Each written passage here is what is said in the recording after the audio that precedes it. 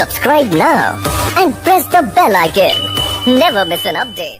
Dear students, welcome to virtual ज्ञान्स। आज हम लोग क्लास 10 का एक और चैप्टर देखने वाले हैं जिसका नाम है pair of linear equation in two variable. इसमें हम लोग बेसिकली इंट्रोडक्शन देखेंगे, उसके बाद pair of linear equation in two variable देखेंगे, उसके बाद graphical method of solution of pair of linear equation देख रहे होंगे, उसके बाद algebraic method of solving a pair of linear equation देखेंगे एंड देन मूव ऑन कर जाएंगे equation reducible to a pair of linear equation in two variable पे and then finally summary discuss करेंगे। और स्टूडेंट्स, मैं समरी कुछ इस तरीके से डिस्कस करने वाला हूँ कि फर्स्ट टाइम में आपने चैप्टर पढ़ लिया, लेकिन अगर आपको दोबारा चैप्टर पढ़ना है तो बस आप समरी को गो थ्रू कर लीजिए, आपको पूरा का पूरा चैप्टर रिवाइज हो जाएगा। तो उससे पहले मैं आपको बता दूं, यही वो प्लेलिस्ट है, यही वो जगह है जहां पे मैं पूरा का पूरा वीडियो अपलोड करने वाला हूं। अभी तक मैंने टोटल 4 वीडियोस अपलोड कर दिए हैं, जिसमें से 2 मैथ्स के हैं, एक साइंस का और एक बेसिकली इंट्रोडक्शन वीडियो है। तो फटाफट से इस प्लेलिस्ट को बुकमार्क कर लीजिए अगर आप लैपटॉप या फिर डेस्कटॉप यूजर हो, एंड अगर आप मोबाइल यूजर हो तो उसमें प्लेलिस्ट सेव करने का ऑप्शन होता है। सेव करने के बाद आपके लाइब्रेरी सेक्शन में सबसे बिलो में दिखता है।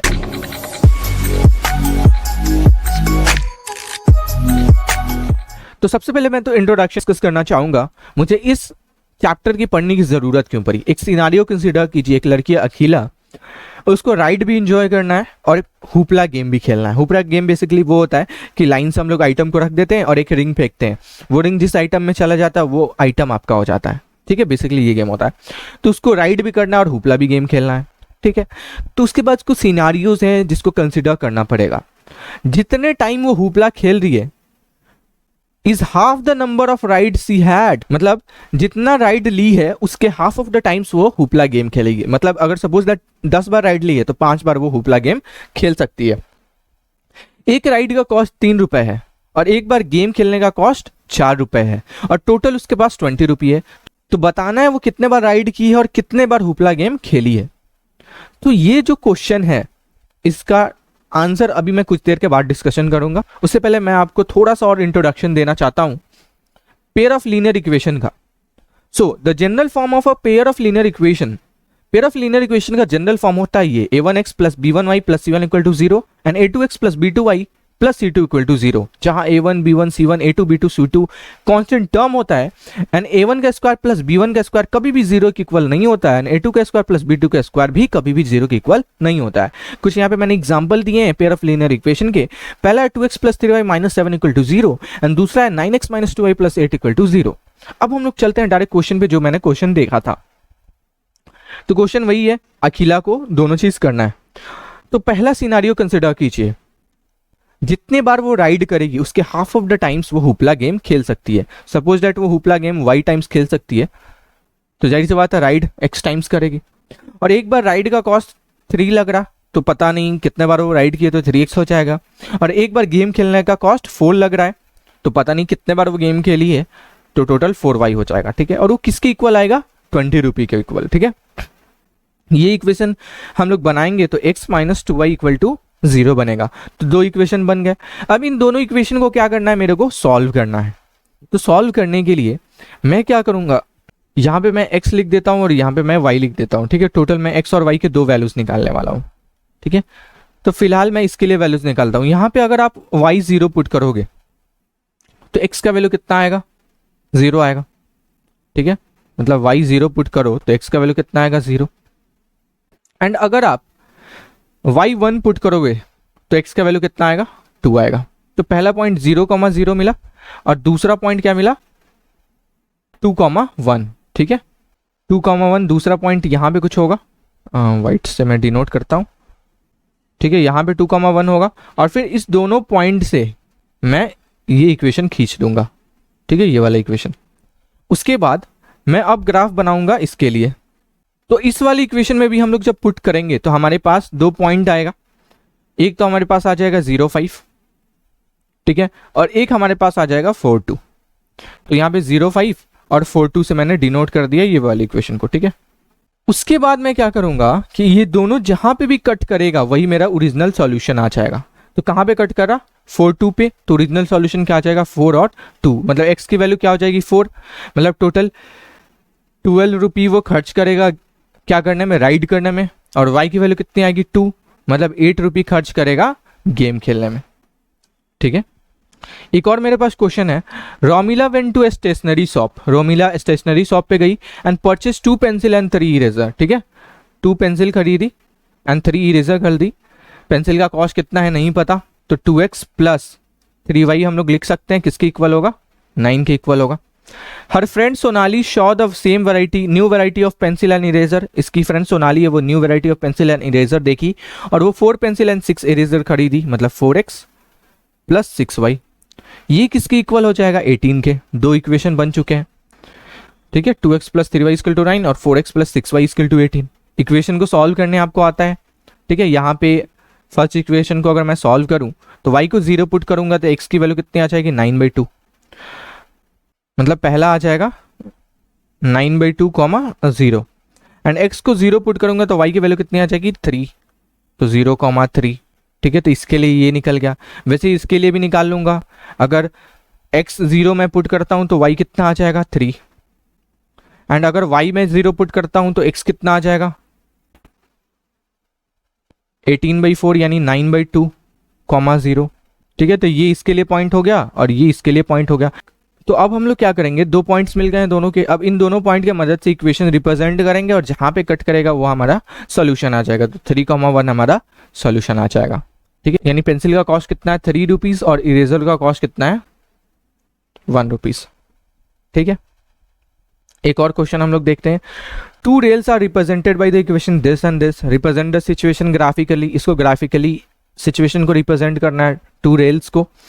तो x plus 2y equal to कितना है, 4, ठीक है। तो बेसिकली हम लोग सबसे पहले तो x 0 पुट करेंगे तो y कितना आ जाएगा, 2, ठीक है। फिर वापस से y 0 पुट करेंगे तो x कितना आ जाएगा, 4, तो इसके लिए ये मिल गया। अब दूसरा इक्वेशन है 2x plus 4y minus 12 equal to 0, x 0 put करेंगे तो y कितना आ जाएगा, 3, और y 0 पुट करेंगे तो x कितना आ जाएगा, 6, इसके लिए भी 2 मिल गया। तो इसका जब हम लोग यूज करेंगे, इस वाली इक्वेशन का हम लोग जब यूज करेंगे तो ये वाला ग्राफ मिलेगा मेरे को, और इस वाली इक्वेशन का जब हम लोग यूज करेंगे तो ये वाला ग्राफ मिलेगा मेरे को, और दोनों रिप्रेजेंट बस कर देना है आपको। अब देखते हैं graphical method of solution of a pair of linear equation. 2 linear equation दिए हुए हैं, ठीक है, तो कैसे हम लोग उसका सॉल्यूशन फाइंड आउट करेंगे, ठीक है। तो सॉल्यूशन फाइंड आउट करने के लिए कुछ कंडीशंस होते हैं। The lines may intersect in a single point. In the case, the pair of equation has a unique solution. अगर कोई 2 लाइन एक दूसरे इंटरसेक्ट कर रही है तो उसका सॉल्यूशन कितना होगा, यूनिक होगा, एक होगा, उसको हम लोग कंसिस्टेंट पेयर ऑफ इक्वेशन बोलेंगे। अगर पैरेलल होगा तो नो सॉल्यूशन होगा, एंड अगर कोइंसिडेंट हो जाएगा, मतलब एक के ऊपर एक लाइन आ जाएगा, ठीक है, तो बहुत सारे इन्फिनाइट सॉल्यूशन हो जाएगा, ठीक है, और इसको भी हम लोग कंसिस्टेंट बोलेंगे, और नो सॉल्यूशन को हम लोग इनकंसिस्टेंट बोलेंगे। तो ये फाइंड आउट करने का शॉर्टकट तरीका होता है दैट आपके पास a1x plus b1y plus c1 equal to 0 है, और दूसरा a2x plus b2y plus c2 equal to 0, 2 equation है। तो अब हम लोग क्या करेंगे, a1 अपन a2 निकालेंगे, b1 अपन b2 निकालेंगे। अगर ये दोनों नॉट इक्वल आता है तो ये इंटरसेक्टिंग लाइन होगा। अगर निकालेंगे, अगर दोनों इक्वल आ जाए तो हम लोग c1 अपन c2 भी निकालेंगे। अगर यहाँ पे नॉट इक्वल हो जाए तो पैरेलल लाइन हो जाएगा, मतलब कभी इंटरसेक्ट ही नहीं करेगा। एंड अगर तीनों का रेशियो इक्वल आ जाए तो कोइंसिडेंट हो जाएगा, ठीक है। तो ये इक्वेशन के साथ हम लोग समझेंगे इसको। चलते हैं नेक्स्ट। तो हमारे पास क्वेश्चंस दिए हुए हैं x minus 2y and 3x plus 4y minus 20, the lines intersect, ये लाइन कोइंसिडेंट है और ये लाइन पैरेलल है। चेक कर लेते हैं। यहाँ पे फर्स्ट इक्वेशन को कंसिडर कीजिए, a1 क्या है, 1, फिर यहाँ पे a2 क्या है, 3 इक्वल, यहाँ b1 क्या है, -2, यहाँ b2 क्या है, 4। तो क्या ये दोनों इक्वल है, नॉट इक्वल है। तो जब नॉट इक्वल है तो क्या हो जाएगा, इंटरसेक्ट खोज का है, ठीक है। नेक्स्ट देखते हैं हम लोग, 2/4 इक्वल टू 3/6, 1/2 और ये भी 1/2 इक्वल टू -9/-18, मतलब इसका भी 1/2। तो जब सब इक्वल आ जाता है तो इनफाइनाइट सॉल्यूशन हो जाता है। और वैसे इसका भी निकालेंगे, इसका 2 इक्वल आएगा और एक नॉट इक्वल आएगा तो ये पैरेलल हो जाएगा, इसके कोई भी सॉल्यूशन नहीं होंगे। अब हम लोग एक और क्वेश्चन देखते हैं। Check graphically whether the pair of equation x plus 3y equal to 6, 2x minus 3y equal to 12 is consistent. क्या ये कंसिस्टेंट है, मतलब क्या इसका सॉल्यूशन है, ग्राफिकली चेक करना है। तो अभी तक हम लोगों ने काफ़ी सॉल्यूशंस निकाल लिए हैं, तो आपको थोड़ा मोड़ा समझ में आइडिया तो आ ही गया होगा। x plus 3y equal to 6, x 0 put करते हैं तो y कितना आएगा 2। अब y 0 पुट करोगे तो x कितना आएगा 6, तो एक तो ये मिल गया। 0,2 और 6,0 से मैं एक इक्वेशन ड्रॉ करूंगा, ये आएगा देखिए 0,2 और 6,0। वैसे ही अब मैं इसका निकालता हूँ 2x minus 3y equal to 12 से, 2x minus 3y equal to 12। तो यहाँ पे अगर x 0 पुट करोगे तो y कितना आएगा -4। अगर y 0 पुट करोगे तो x कितना आएगा 6। इससे यहाँ पे भी डिनोट कर देना है, और कहाँ पे इंटरसेक्ट कर रहा है 6,0 पे, तो आंसर कितना आ जाएगा 6,0। मतलब आंसर आया, इसका मतलब ये क्या है, कंसिस्टेंट है। एक और क्वेश्चन है, graphically find whether the pair of linear equation has no solution, unique solution and infinite many solution. Graphically find out करना है कि इसके नो सॉल्यूशन होंगे, यूनिक सॉल्यूशन होंगे या फिर इनफाइनाइट सॉल्यूशन होंगे। क्योंकि ग्राफिकली फाइंड आउट करना है तो आपको इसके पॉइंट्स निकालने पड़ेंगे, पहले के दूसरे के, एंड देन रिप्रेजेंट करना होगा, एंड देन आपको पता चलेगा, ठीक है। लेकिन मैं डायरेक्ट बता देता हूं, उसका क्या है 5। अब ये देखो x माइनस 8/5 इस तरीके से दिया हो, तो इसको मैंने प्रॉपर कन्वर्ट कर लेता हूं। तो 5 से मल्टीप्लाई करूंगा तो कन्वर्ट हो जाएगा ये 5x माइनस 5 से 5 कैंसिल हो जाएगा तो 8y, यहाँ पे भी 5 से 5 कैंसिल हो जाएगा तो +1 इक्वल टू 0। तो देखो ये इक्वेशन और ये इक्वेशन क्या आ गया, सेम आ गया। तो जब इक्वेशन सेम रहेगा तो क्या हो जाएगा, इनफाइनाइट सॉल्यूशन, ठीक है। एक और मेरे पास क्वेश्चन है, Champa went to a sale, Champa sale में गई to purchase some pants and skirts, कुछ पैंट और स्कर्ट खरीदने के लिए। When her friend ask her how many of each she had bought, उसकी फ्रेंड पूछी कि तुम कितना खरीदी हो, तो वो बोली the number of skirts is two less than twice the number of pants purchased, ठीक है। सपोज दैट स्कर्ट x है, तो पैंट कितना हो जाएगा 2y माइनस 2, ठीक है। मतलब अगर पॉइंट y है तो स्कर्ट कितना हो गया 2y माइनस 2।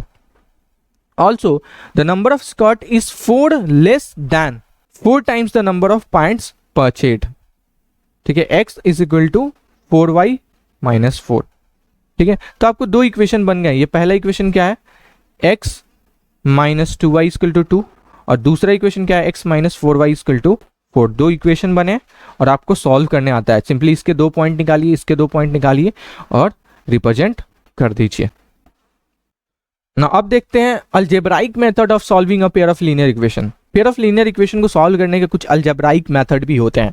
तो पहला है सब्स्टिट्यूशन मेथड। इसमें हम लोग क्या करते हैं, एक इक्वेशन से वैल्यू निकालते हैं और दूसरे इक्वेशन में सब्स्टिट्यूट कर देते हैं। जैसे आप इस फिगर में देख पा रहे होगे, a1x plus b1y plus c1 equal to 0, a2x plus b2y plus c2 equal to 0।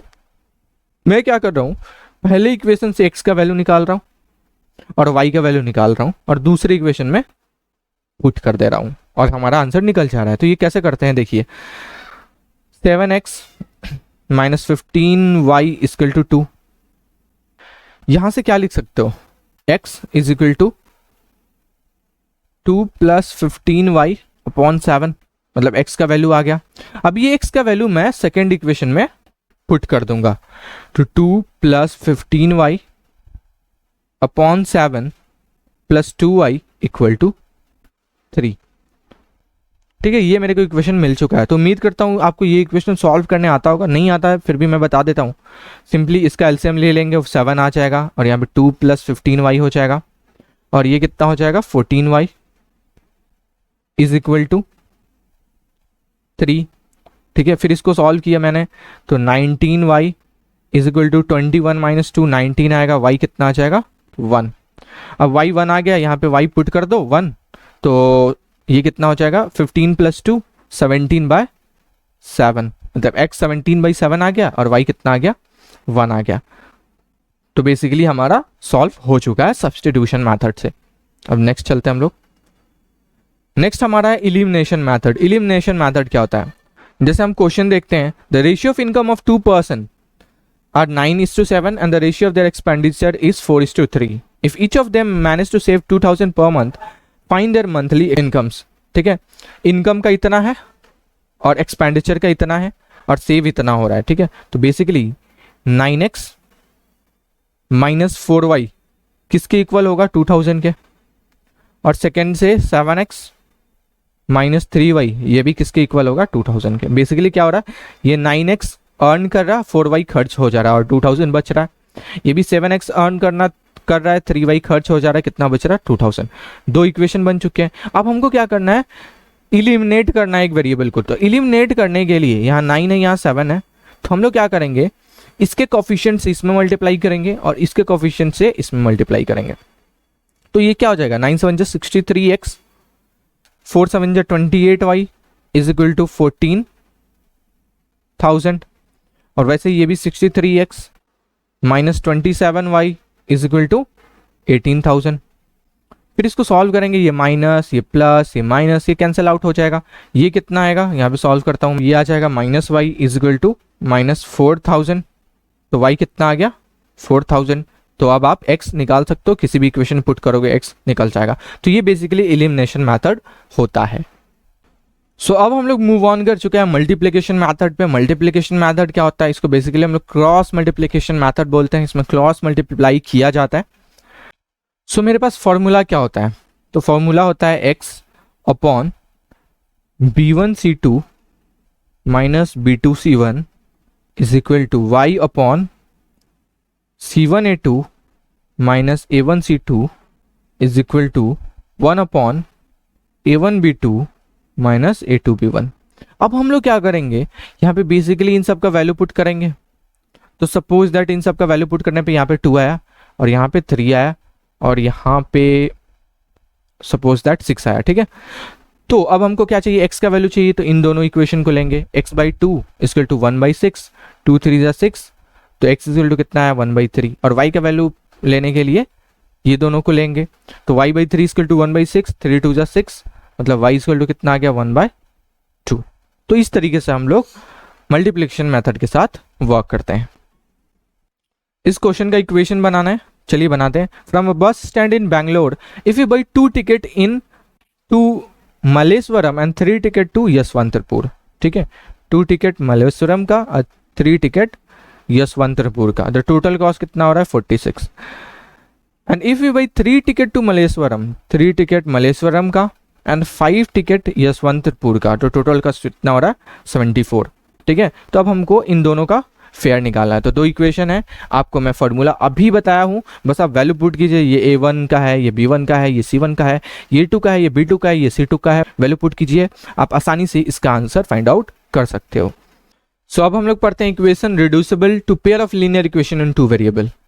अब pair of linear equation in 2 variable दिया होगा, अब हम लोग उसको कुछ जनरल टर्म में रिड्यूस करेंगे, ठीक है। क्वेश्चन पढ़ते हैं। अब boat goes 30 kilometre up stream. Up stream का मतलब होता है रिवर का जिधर डायरेक्शन है उसके अगेंस्ट जाना, एंड डाउन स्ट्रीम का मतलब उसका साथ जाना। तो 30 किलोमीटर, ठीक है, अप स्ट्रीम में जा रही है, तो x अगेंस्ट जा रही है, तो x माइनस क्या होगा y होगा। एंड 44 किलोमीटर डाउन स्ट्रीम जा रही है, तो x प्लस y होगा। तो 30 किलोमीटर अप स्ट्रीम जाने में एंड 44 किलोमीटर डाउन स्ट्रीम जाने में कितना टाइम लग रहा है 10, ठीक है।